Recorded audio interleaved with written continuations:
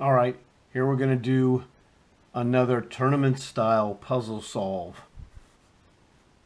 That means we're not going to make a move on the board until we're ready to move exactly like a tournament game. There's no taking it back. You touch the piece, you move it. This is the tournament rules. That's how you play.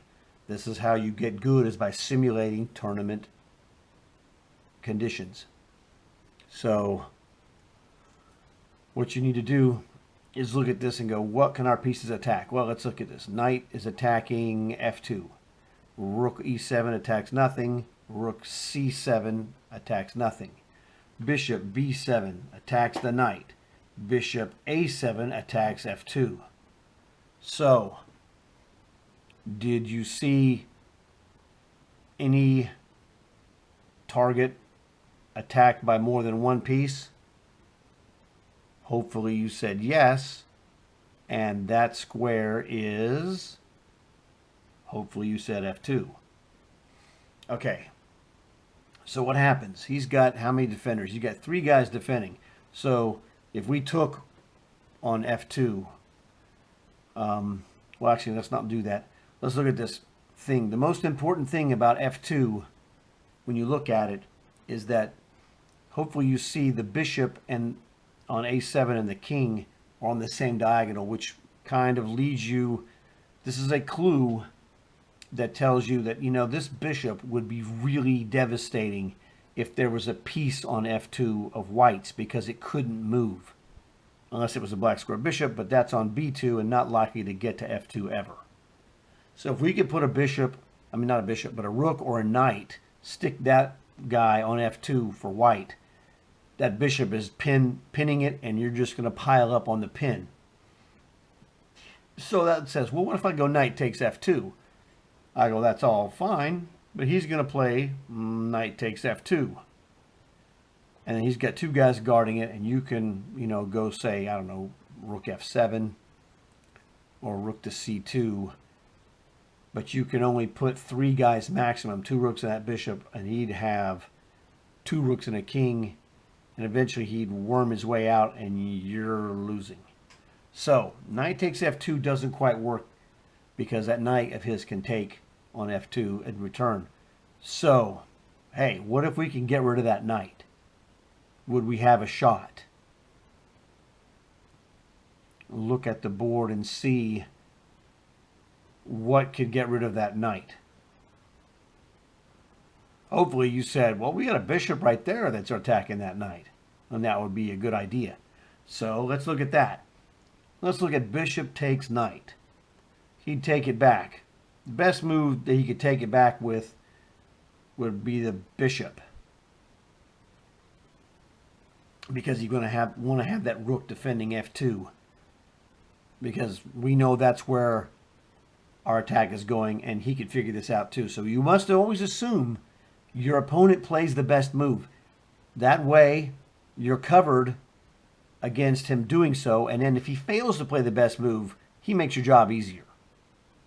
So we're going to always assume that our opponent is a good player and is going to play the best possible move, which is fine with us, because what we're doing is going to win against Magnus Carlsen if he's sitting there.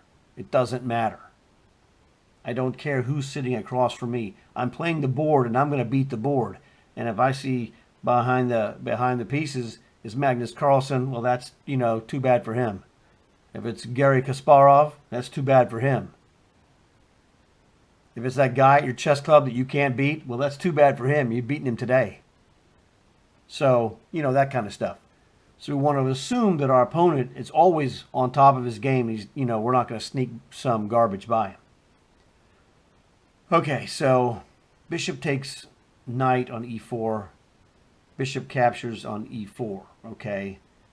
Then, can we capture on f2? He's got 2 defenders, the king and the rook. We have 2 attackers.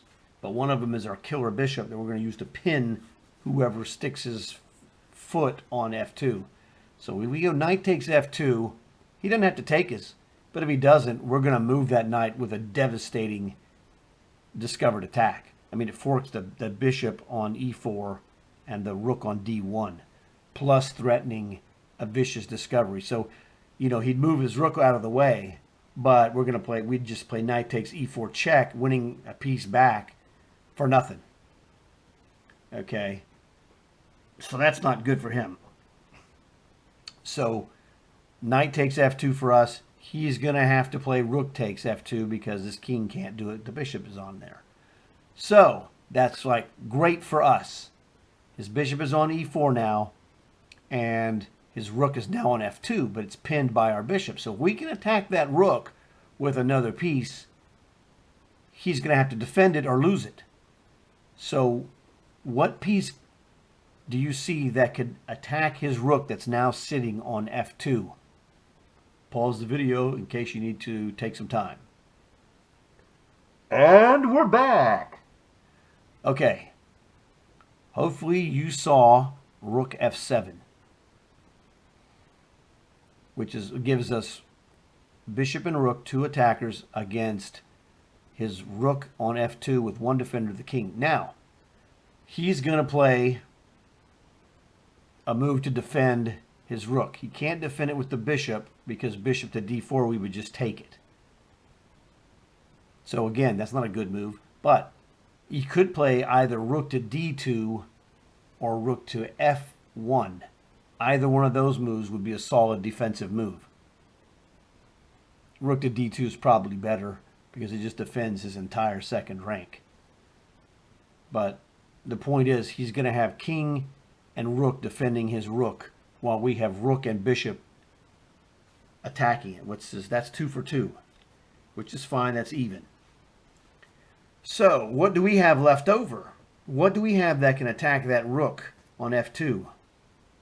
Well, our white square bishop is gone. Our knight is gone.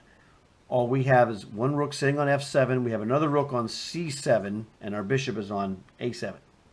Bishop is our key pinning piece. We're not going to use that, obviously. But it sure would be nice if we could get that rook in position, on the rook on c7, if we could put that in position to attack that other rook. Now, it could go to c2, except that that bishop is now sitting on e4, and it would just take that. So how can we bring that rook to attack that other rook on f2? Well, we could trade rooks, couldn't we? If we play rook on f7 takes f2, and he plays the rook that's defending on d2, rook takes our rook, his rook is on f2, can we move our c7 rook to attack that f2 rook? Pause the video if you need time. And we're back. Tell them what they've won, Johnny. Okay, so hopefully you said the answer is yes, and you said we can put that rook on f7.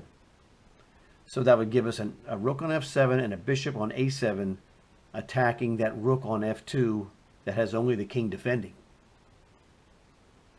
That's, as far as I count it, that's a 2 versus 1. And that's an easy move to play, isn't it? You just take the rook. At least I think I would. So go through it again. Bishop takes knight on e4 is the first move. Bishop captures bishop. Knight captures second move. Knight captures f2.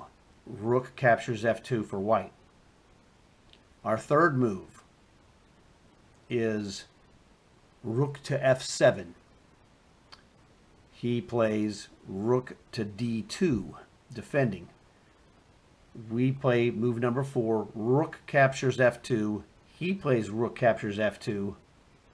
And then our fifth move is rook to f7, piling up on that rook that our bishop has pinned at f2. And he has nobody to defend it. So it looks to me like our next move, just about against anything he does, is rook or bishop will capture on f2. Devastating. Looks like a win to me, and the double check says it's still a win. And the good thing about it is that all the pieces have been removed from the board, so there's no surprises hanging around. There's no queen hiding around the edge of the board that's going to come in, check you, and add a defender, which you have to worry about. Sometimes a knight will do that as well. But in this case, this is pretty straightforward. So our first move was bishop takes knight. Correctus. So now he lost a defender of f2, so we're like, okay, we wanted to play knight takes f2. You got rook takes f2, fine. It's pinned by our bishop on a7. Pile up on the pinned piece, which is rook to f7. He goes rook to d2 just like we planned. No problem. No matter how fast he moves, it shouldn't scare you. Your plan, you've got to learn to have confidence in your planning and your checking of the moves. So if he moves fast, like this guy's moving laser fast, it can be intimidating. Not intimidate me. I'm going to kick your butt, dude. Rook takes rook. He plays rook takes rook. Ha, ha, ha, ha. Ha, ha, oh, no. Rook f7, you lose. So there's nothing he could do to stop us from taking that rook, except bishop d4, which would be crazy because we just played bishop takes d4. The pin is still there. He's just throwing a piece away for nothing. So in the real game, in this position, he would play bishop takes e5. And then we would hit him with rook takes f2 because we're threatening a discovered attack. So he's going to have to move his king into the corner.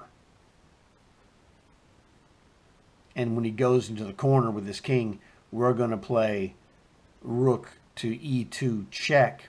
The bishop check. He goes, it's not check, sorry. We play rook to e2. We're going to skewer both bishops with our rook. And no matter which one he moves, we're going to take the other one. Now, he would probably at this point go, well, okay, I'm going to lose a bishop. Bishop takes g6 check. King takes g6. And you're like, whatever, bro. You've got a bishop and 4 pawns. And we've got a rook and a... yes. We've got a rook and a bishop and two pawns. H5 and A6. This is solidly and easily winning. So run through this several times. Don't just do it once and go, oh great, fine, whatever. Run through it a couple of times on your own. Go, okay, practice the moves in your head. Visualize them, and this will help you in your games in the future. Hopefully you enjoyed this and learned something. You guys know what to do. Talk to you later.